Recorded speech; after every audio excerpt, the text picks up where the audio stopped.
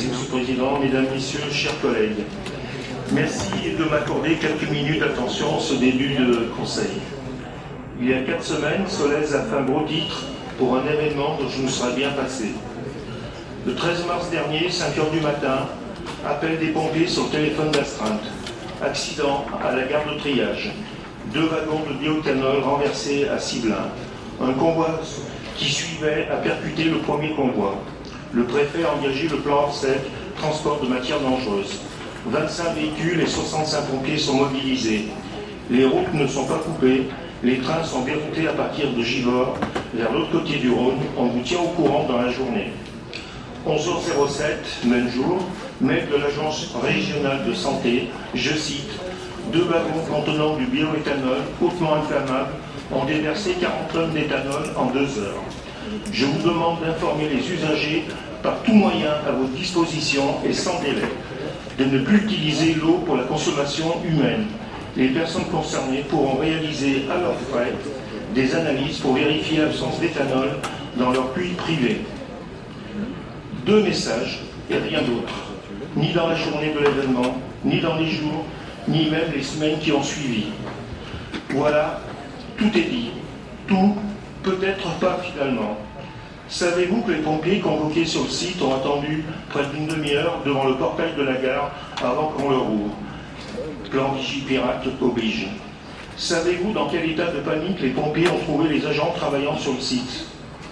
Savez-vous qu'à 12 degrés, le bioéthanol génère des vapeurs qui s'embrasent à la moindre étincelle? Savez-vous que ces vapeurs peuvent se propager en un rien de temps sur la gare, les habitations, l'autoroute? Pensez aux conséquences de l'accident de Villepinte le week-end dernier. Quelques litres d'essence seulement, un bonhomme d'hiver qui explose. Ciblin, c'est pareil, mais multiplié par des milliers de litres, en l'occurrence 55 000 litres, déversés au milieu de 15 wagons pleins du même produit.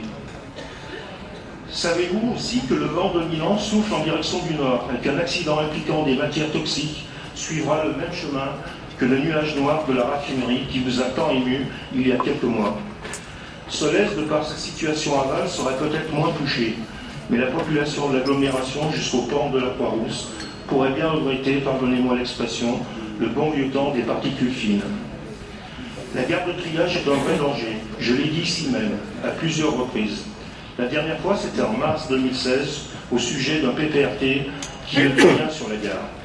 Vous m'avez suffisamment fait confiance pour reprendre l'expression de mes inquiétudes dans le délibéré que vous avez voté et je vous en remercie.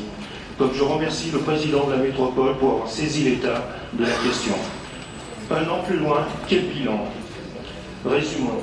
Nous sommes passés à côté d'un drame sans la fraîcheur de la nuit et le grand professionnalisme des pompiers. On ne connaît rien de la réalité du danger. L'étude de danger est sous le coude. Demandée au préfet Lacroix en 2004, envisagée en 2010, en 2017, nous attendons toujours. L'exploitant se refuse à toute communication avec sa commune d'accueil. L'État ne communique pas avec le maire en cours d'accident, alors que c'est expressément prévu. Les événements sont suffisamment graves pour interdire tout trafic SNCF pendant 2 jours. On ne sait quelle pollution des eaux en résulte. On fait comme si l'autoroute, la raffinerie et Rhône Gaz, enclavés dans la gare, étaient des sujets totalement à part. Étanches, pour reprendre les mots de mon collègue maire de Faisin. Oui, bien sûr, la réglementation. Le petit refrain du moment, c'est légal.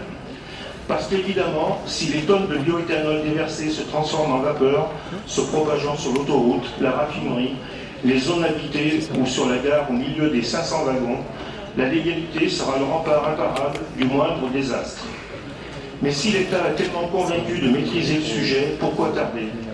Pourquoi, très récemment, avoir pris la peine de toiletter la réglementation et supprimer toute prise en compte des effets dominos? Pour quelles raisons certains rails où sont stockés les wagons sont sortis définitivement des zones à examiner? S'il vous plaît, n'attendons pas un drame pour exiger que la question de la gare de triage soit traitée avec honnêteté. N'attendons pas que plus de trains y passent, avec plus de matières dangereuses, pour dire « Ah, si on avait su ». Pour ma part, en tant que maire de Solèze, je vous dis ce que je sais, ce qui m'inquiète. Je le partage avec vous, mais je n'attends pas.